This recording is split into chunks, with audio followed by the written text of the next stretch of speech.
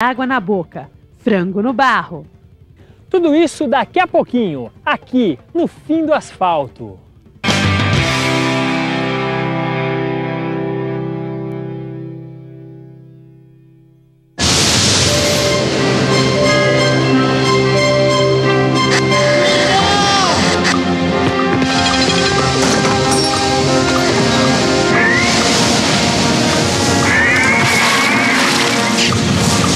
Você pode fazer algo.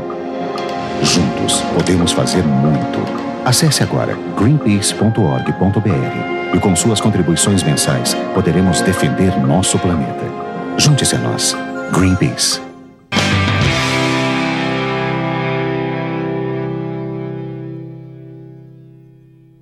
Se a gente voltar no tempo, no início, o Rally dos Sertões era uma competição feita para motos. Quando há exatamente 8 anos, a terceira edição do Rally foi marcada pela estreia da categoria Carros, com a vitória de um Suzuquinho Samurai, tocado por pai e filho. Estamos falando da família do piloto Vídigo e de Sven von Borries, que navegou ao lado do pai quando tinha ainda 13 anos.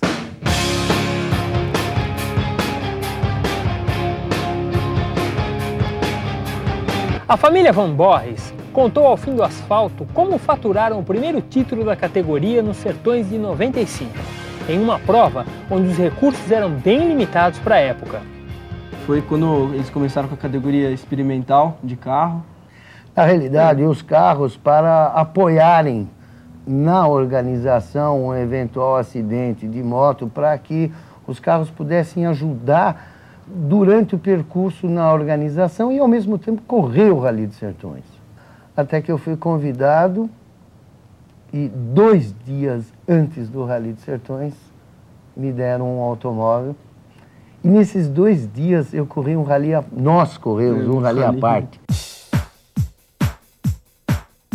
Nesses 2 dias, então foi um corre-corre, carro importado, procura peça, a rebimboca da parafuseta, que tipo de equipamento, que roupa, que capacete certo, então. Só que, na época, não tínhamos gaiola, nem cinto de segurança de 4, 5 ou 6 pontos. Tinha carros fortes andando junto com a gente, e a gente estava com o Suzuki Samurai. Na época, o pessoal olhava e falava assim, onde vocês vão com esse carrinho, né? E... Jipinho da Barbie, alguns falavam. A gente foi sem equipamento nenhum de navegação, ou seja, só com o equipamento total do carro. Porque o parcial não tinha. Não tinha nem o parcial. Era uma edição de um carro mais simples, né? Ele foi dirigindo de óculos, daqui até lá, aqui embaixo, assim, ó. Ia pra olhando, ia cantando a referência pra mim, quase toda a corrida, ia olhando pra mim. Aí eu perguntava pra ele, quanto tá a quilometragem? Aí ele falava assim, ele olhava, aí cantava a quilometragem pra mim, eu falava assim, ó, falta 200 metros, ah, já passou, volta. Aí então, mas acabou, depois do primeiro dia, a gente acabou se entrosando um pouco melhor. Fomos ganhando confiança no carro, na pilotagem e no grande navegador, que era fundamental. Quando a gente começou a crescer mais e aprender mais, a gente começou a cobrar um mais do outro. Oh, por que você não prestou atenção ali? Por que não pegou ali? Por que não reapertou ali? Por que não esquecemos do equipamento ali? Nós nos respeitávamos como piloto e navegador. Não teve essa história, aliás, em rally nenhum que nós corremos, nunca teve estresse assim, pô, é teu pai que tá falando, vai entender? Não teve. A grande dificuldade foi a manutenção do carro à noite. Eu tinha que cuidar do carro, só que você chegava do rally, você queria jantar, você quer comer, participar do briefing. Aí você, já são 9 horas, 9h30, 10 horas da noite. Você está morrendo de sono, quer dormir? Não, tem que cuidar do teu equipamento, cuidar do carro. O único dia que choveu no Rally dos Sertões, já lá mais pro norte, lá para cima, onde já chove pouco, o único dia que choveu foi o dia que quebrou o nosso para-brisa. É até um fator sorte um pouco, porque melhor um pouco de água do que poeira, porque a região que a gente estava andando era antes de Petrolina 3 dias, então uma região do agreste, do sertão pernambucano, onde é que tem muita poeira. Tiveram outras quebras de suporte de amortecedor. Nós estávamos, obviamente, com um amortecedor mais rígido. Quando você não tem equipe de apoio, um dos macetes é você chegar o quanto antes, obviamente tem que estar bem colocado, e procurar a melhor oficina local, a melhor oficina da cidade. Perguntar, olha, quem é o melhor? Óbvio, imagina você em Xique-Xique, ou Quixeramobim do Norte, falar qual é a melhor oficina. Ó, tem aquela e acabou. E acabou, mas tudo bem. Chegue nela, pergunte para o mecânico quanto custa para ele cuidar somente do seu carro, mas você vai colocar o seu carro dentro da oficina. Ele emprestar a oficina, na verdade. Ele vai emprestar a oficina com a mão de obra dele. É tanto, deu R$30, R$50. Vai lá, fecha a porta da oficina, para que você possa, em todo o tempo possível, sossegado, fazer a manutenção do seu carro e aquele mecânico estar somente à sua disposição. Faltando uns 4 dias para chegar em Natal, a gente começou a ver que, mesmo andando com pessoas de nome, pessoas que estavam com equipamento melhor, carro melhor, com uma patrocínio estrutura, de carro, patrocínio também, a gente começou a ver que a gente estava entre primeiro, segundo, terceiro, a hora inteira ali, chegando para uns 4, 3 dias antes de Natal para chegar no final já. Eu falei assim, pô, se a gente começar a acelerar um pouquinho a mais, quem sabe a gente até chega na frente. 2 dias, a gente continuando, primeiro, segundo, faltando um dia, e no último dia foi o dia que a gente correu nas dunas, que foi uma festa que fizeram em Natal, que era o último prólogo de, acho que era um... Dunas Race Day, né? Dunas Race Day. Nessas dunas, foi tudo ou nada.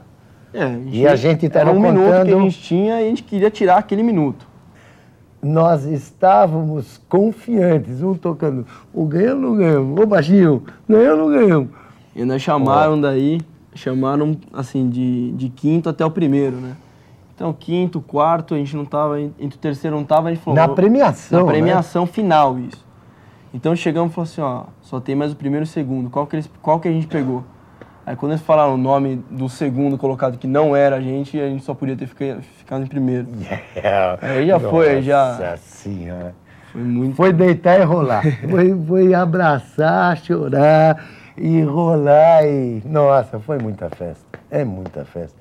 É difícil explicar isso para um ser humano, que quer você correr um rally, sofrer, pagar para sofrer, só que tem com tanta alegria você chegar no final e conseguir o mérito máximo. Nossa, é impagável. Não há dinheiro no mundo que pague isso. Levamos o caneco. É nóis. Levamos. Conseguimos. A trancos e barrancos, chegamos lá. Hoje em dia estamos andando com muito mais segurança do que naquela época, somando todas as intempéries, seja desde planilha que não batia 100%, o equipamento de navegação que a gente tinha também era falho, sem a gaiola, sem o cinto de segurança, sem o intercomunicador, que é um pequeno detalhe com escapamento aberto, você o dia inteiro gritando a referência para a esquerda, para a direita, cuidado da frente e assim por diante, você não tinha mais voz no final do dia. O meu sonho é voltar para o Rally dos Sertões pensando em caminhão. E precisamente com um caminhão Mercedes, eu estava pensando em montar um sistema para o ano que vem. Eu, eventualmente, de caminhão, ele de carro e, quem sabe, mais uma pessoa de moto, para que a gente tivesse no Rally dos Sertões as 3 opções: caminhão, carro e uma moto. Não saia daí, o Fim do Asfalto volta rapidinho.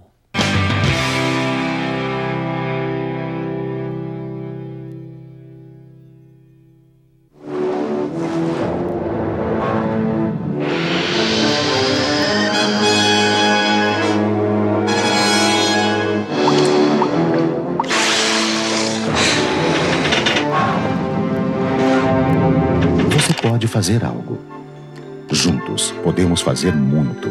Acesse agora greenpeace.org.br e com suas contribuições mensais poderemos defender nosso planeta. Junte-se a nós. Greenpeace.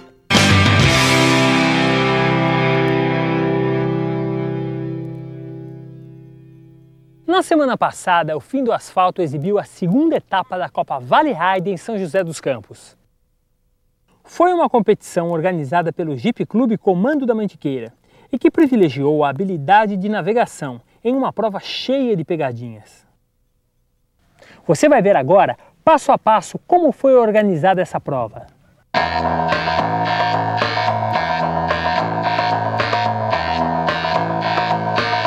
Quando estamos do lado de fora de um ride, não imaginamos a complexidade do processo de organização de um evento como este. Primeiro, vamos entender o que é essa competição chamada de ride. Regularidade absoluta em itinerário desconhecido. É uma trilha de baixa dificuldade, onde o trajeto é apresentado através de indicações numa planilha. A navegação é até muito fácil. O complicador, na verdade, é a grande quantidade de tarefas simultâneas que o navegador tem que fazer. Controlar o tempo, acertar o caminho, estar atento às indicações da planilha, entre outras coisas. Todo o trajeto é dividido em trechos. Cada trecho tem uma determinada velocidade média a ser cumprida. Assim, é fácil fazer o cálculo de onde cada Jeep deverá estar durante toda a prova. Cada equipe tem um horário de largada diferente e com intervalos de 1 minuto. A ordem de largada é normalmente definida através de sorteio prévio. Para fiscalizar a passagem de cada Jeep em relação ao seu horário ideal, a organização coloca postos de controle, chamados PCs, em lugares não divulgados. Os PCs têm a tarefa de coletar os horários em que cada um dos competidores passou por aquele lugar. Com essas informações, é possível apurar quanto tempo o participante passou atrasado ou adiantado por aquele determinado ponto. A esse tempo, atribui-se uma quantidade de pontos. 1 ponto perdido para cada segundo atrasado e 2 pontos perdidos para cada segundo adiantado.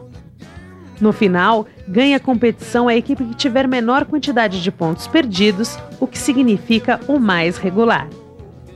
No final, ganha a competição a equipe que tiver menor quantidade de pontos perdidos, o que significa o mais regular. Agora, como nasce um ride? O primeiro passo foi a constituição da diretoria de prova e da comissão técnica.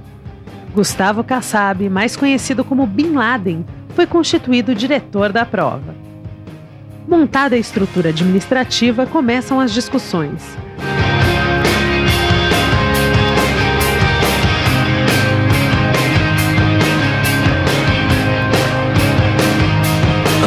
Além da largada técnica, também é preciso viabilizar toda a estrutura para uma largada promocional. Como o evento foi realizado quase totalmente em áreas particulares, uma equipe ficou responsável por conseguir todas as autorizações dos proprietários para que o ride pudesse passar pelas propriedades.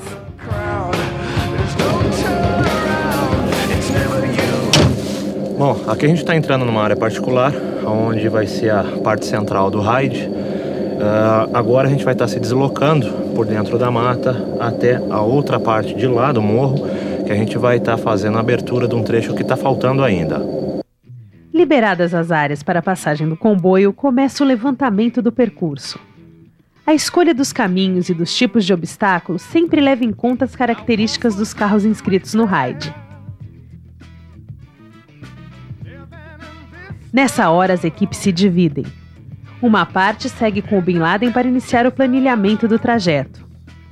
A outra tem a missão de adequar o caminho, removendo todos os obstáculos que podem oferecer risco aos competidores. Pelo rádio, o diretor de prova vai orientando a equipe como adequar cada trecho da prova. Ô Bin, e se deixasse uma rampinha de terra lá de um lado e do outro do tronco? Só pro Nivinha passar. Não vai prestar. A primeira acelerada que alguém der, arranca essa rampa fora. E se colocar uns tocos de madeira junto disso aí? Aí o toco serve de acesso pro Niva. Positivo, hein? Nessa hora vale tudo. Hora de colocar a criatividade para funcionar.